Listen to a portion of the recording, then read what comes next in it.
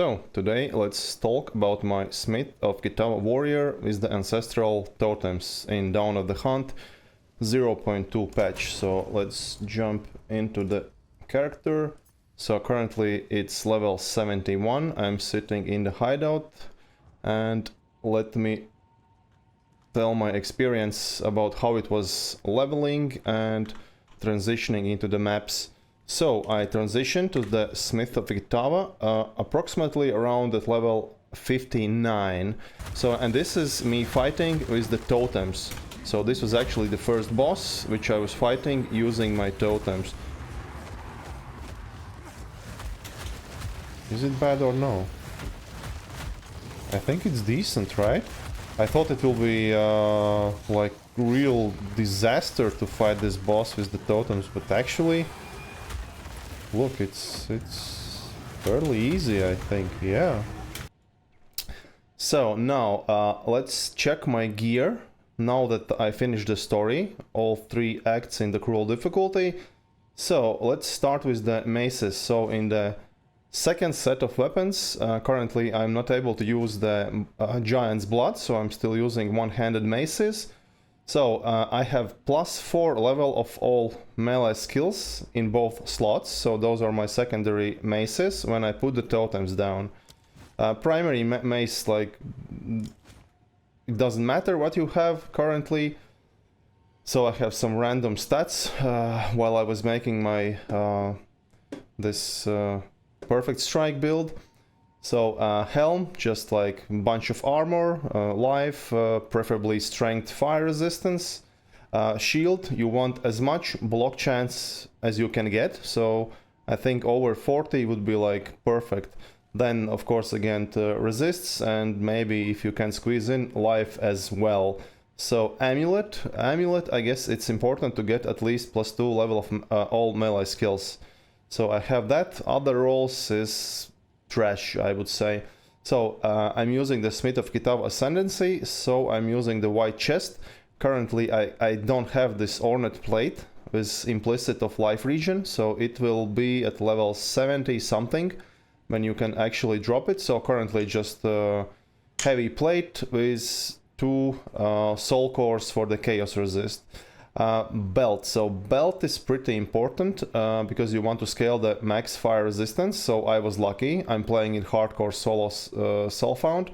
So this drop was like key element why I actually pushed another try for the warrior.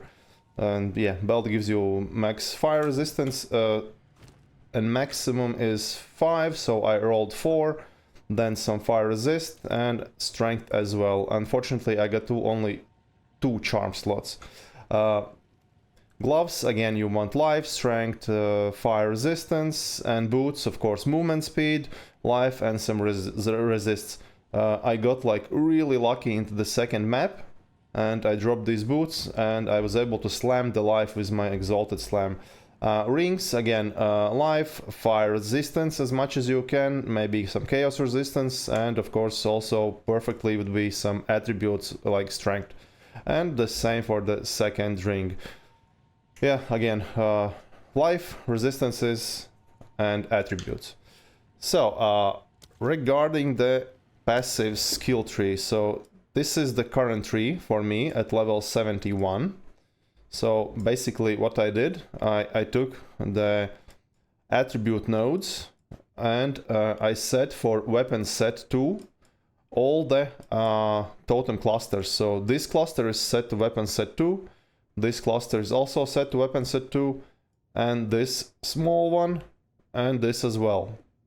And for the weapon set 1, I prioritized the defense, so life regen cluster, again some life regen, and some defensive shield nodes. What else? So yeah, I took the, of course, blood magic, as this was like key element, and I think I switched to the blood magic pretty soon. I respect my ascendancies to get this 5% of maximum life regen. So this was key element. So when I grabbed this node, then I was able to use blood magic and combination with this cluster. So regarding the skills, what do I use now? So Ancestral Totem, of course. Currently I have 4 support gems. I was lucky to corrupt it and get the 4th support. So for mapping, the setup is as follows. Of course, Thunder, heavy swing to get just this extra damage, martial tempo for more attack speeds, and upheaval to create those 2 additional fissures. But on the bosses, I switch over to the concentrated effect. Later on, when I will have more melee skill levels, I guess I will change something here as well. Next, I use Orb of Storms, Font of Rage, Font of Blood, and Arcane Tempo. My Leap Slam is not kind of finished, so I'm using the Holy Descent to create the Consecrated Ground and regen life. And also I have Brink and Overpower. And for the auras, I use 2 auras.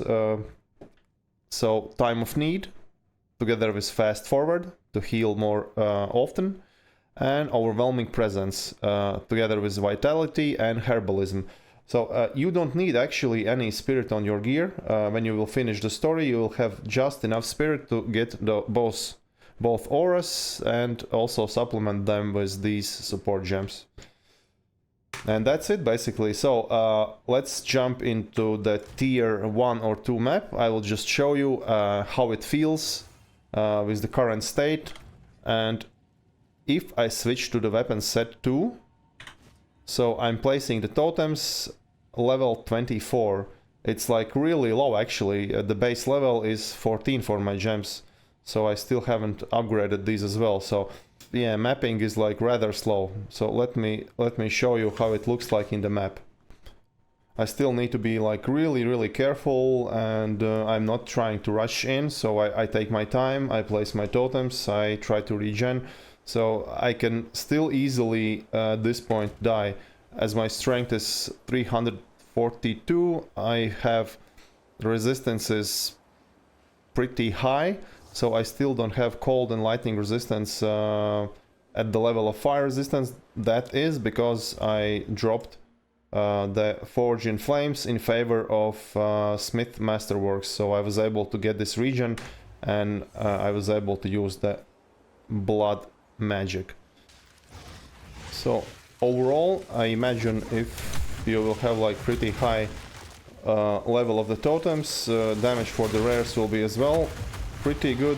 But currently, if I not switch to the concentrated effect, it takes some time to kill the rare mob. So as you can see, I'm still like fighting this one rare.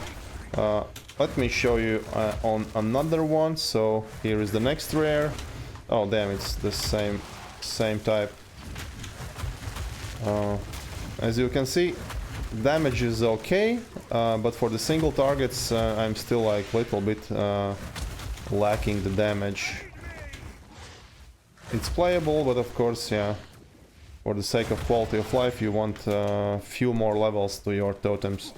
Okay, let's take for example this rare, which is not the burrowing worm, which hides all the time. So yeah, I'm putting the Orb of Storms, putting the totems, switching back to my shield. You see, like it still takes quite some time to kill the rare. White mobs usually die pretty fast, 1 or 2 slams. Magic ones sometimes can survive for a little bit longer.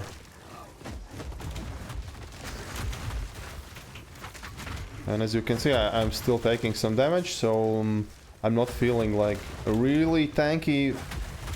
But compared to the other classes, I think we can easily say that the warrior strength stacking is pretty tough.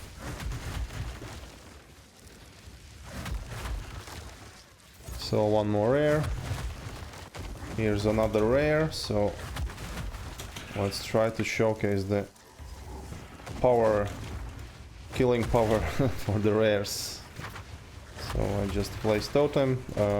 What's nice about Thunder that they basically aim the enemy, so I don't need to think real hard about the placement of the totems. I just place them near the enemy and they just find it and hit it. This feels like really stupid.